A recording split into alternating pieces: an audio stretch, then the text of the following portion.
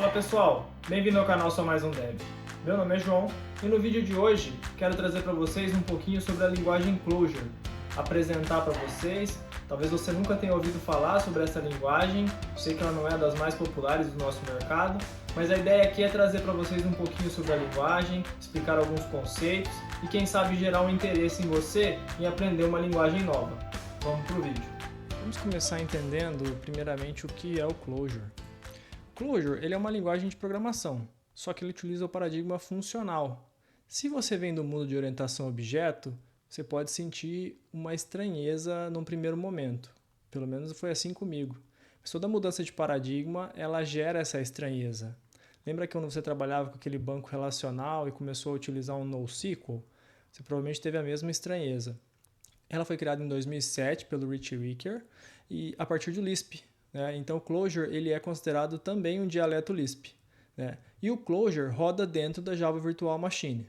E aí você deve estar se perguntando, por que eu deveria aprender Clojure? O Clojure é uma linguagem simples e poderosa. E eu sei que simples pode parecer um pouco abstrato, mas o Clojure nos permite criar componentes para resolver problemas de uma forma simplificada que a gente não precisa desenvolver coisas que são irrelevantes para a tarefa em questão. Pode parecer um pouco confuso ou abstrato demais, mas conforme a gente vai caminhando aqui, eu vou mostrar para vocês essa simplicidade em ação. E a parte poderosa do Clojure está embutida na questão de termos acesso à Java Virtual Machine. Então, todos os recursos da Java Virtual Machine estão disponíveis para nós, inclusive uma integração com o próprio Java. Para mostrar essa elegância do Clojure em ação, eu separei um código Java extraído da biblioteca Apache Common para a gente verificar como seria a implementação do mesmo código utilizando o Clojure. Se você já trabalhou com Java, esse código vai ser familiar para você. Mas ele é um método dentro da classe string_utils que nós utilizamos para verificar se uma string está em branco. E o que seria uma string em branco? Seria uma string vazia ou uma string que todos os seus caracteres são caracteres em branco. Então o nosso método aqui recebe uma string, verifica o tamanho dessa string, se ela for nula ou se o tamanho dela for igual a zero, retorna true. E aí para cada caractere da minha string eu faço uma verificação se ele é um caractere em branco ou não. Se todos os caracteres forem em branco, retornamos true, caso contrário, retornamos false. E aqui nós temos a mesma implementação desenvolvida em Clojure. Você percebe que toda aquela classe foi simplificada em duas linhas de código. Nós temos uma função, blank, que recebe uma string e verifica para cada caractere da nossa string se ele é ou não um caractere em branco. Perceba que a implementação ela é quase como a definição do que é uma string em branco. Então, uma string é considerado em branco se todos os caracteres daquela string forem em branco. Vamos continuar com mais um exemplo clássico do Java. E em seguida, como funciona essa mesma implementação utilizando o Clojure. Temos aqui uma classe person que possui dois atributos privados, firstName e lastName. Possui um construtor para instanciar esses valores e possui gets e sets para esses atributos privados. Uma classe normal, comum no universo Java. Em Clojure, a mesma implementação seria resumida em uma única linha de código utilizando a macro defRecord. Ela faz exatamente a mesma coisa que aquela classe, só que resumida em uma linha de código. A diferença é que no Clojure, um objeto do tipo person, e objeto entre aspas, porque como a gente está trabalhando com uma linguagem funcional, nós não tratamos as coisas como objeto.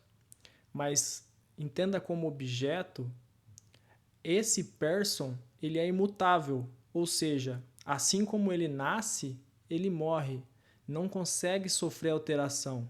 Isso nos dá grandes vantagens, principalmente quando a gente pensa num cenário de multithread, em programação concorrente. Então a gente garante que o nosso objeto vai permanecer com o mesmo valor.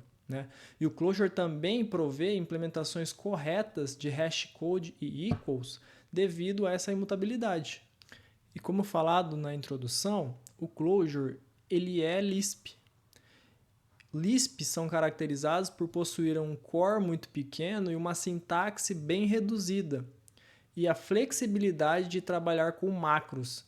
Clojure também possui todas essas características Lisp e adiciona um conjunto de melhorias à sua sintaxe para tornar o Clojure mais amigável para pessoas que estão vindo de um universo não Lisp. Vamos analisar mais um código Java para explicar o poder do Clojure sendo uma linguagem Lisp.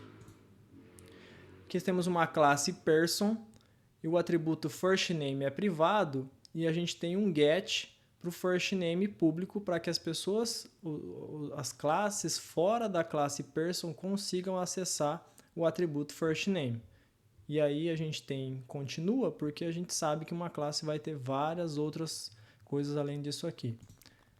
Observando a classe que a gente acabou de ver, com exceção do getFirstName, que é um método criado por nós, todo o restante da classe ela é código de sintaxe da própria linguagem Java.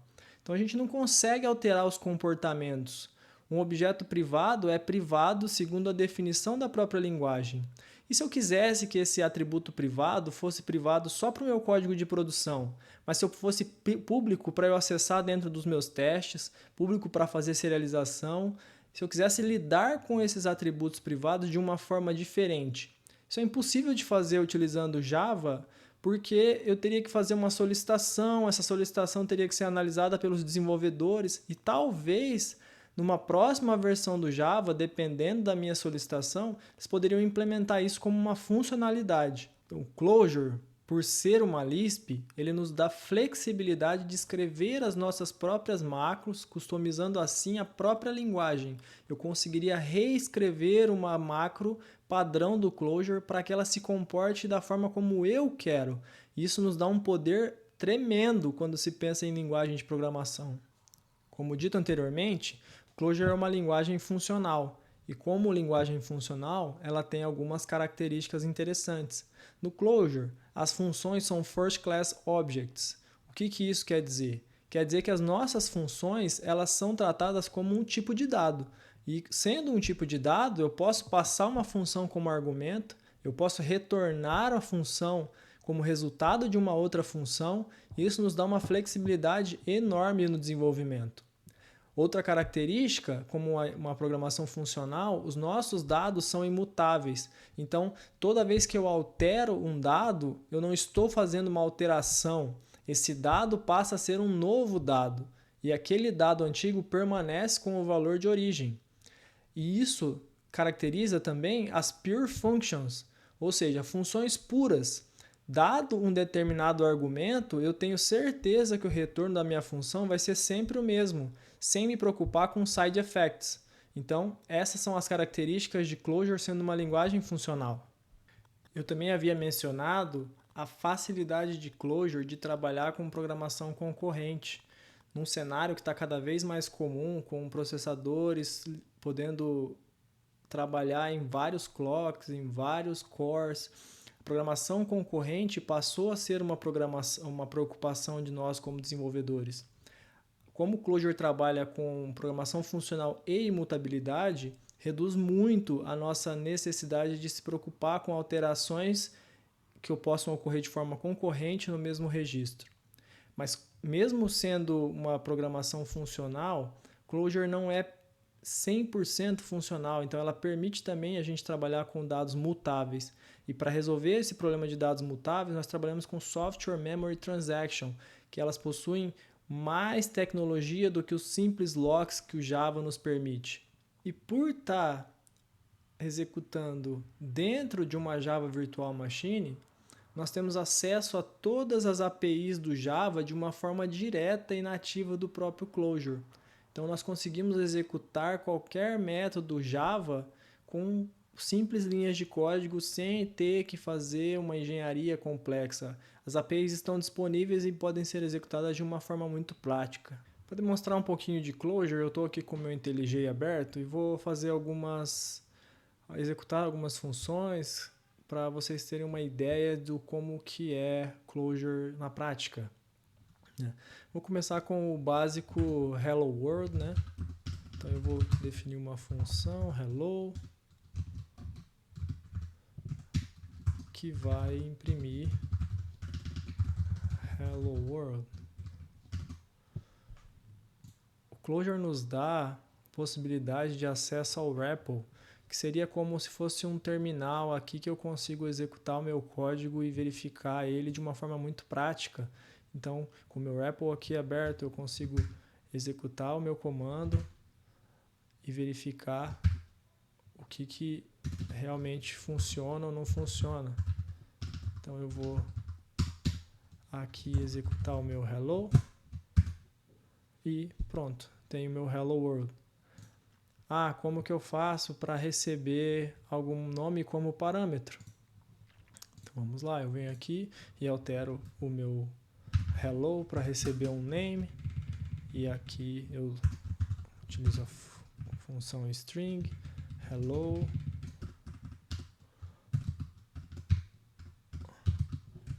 e concateno com o name.